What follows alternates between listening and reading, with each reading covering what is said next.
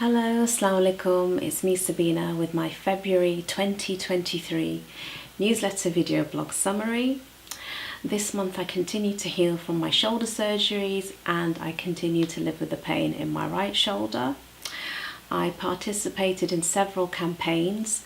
The first was the World Cancer Day 2023 campaign, #Close the Care Gap. I then participated in a webinar organised by the World Pulse Changemaker Lab team, and I participated in Fairtrade Fortnight 2023, which commenced on February the 27th up until the 12th of March.